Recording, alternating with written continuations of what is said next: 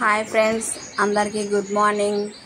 ముందుగా అందరికీ వరలక్ష్మి వ్రతం శుభాకాంక్షలు. ఆ తల్లి ఆశీస్సులు అందరికీ ఉండాలని ఆ తల్లిని నిండుగా వేడుకుంటున్నాను. ఫ్రెండ్స్, నేనైతే ఇలా లక్ష్మీదేవి పూజ ఇలా చేసుకున్నాను.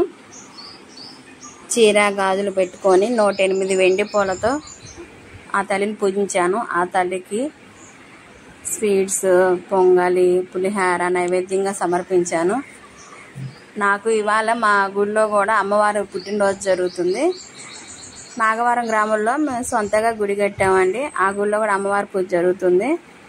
అందుకని నేను హడావుడిగా ఇవాళ ఈసారి సింపుల్గా చేసుకున్నాను. 3 లేసి 5 పూజ కొట్టేసి 6 మళ్ళీ మా ఊరికి వెళ్ళిపోయాను.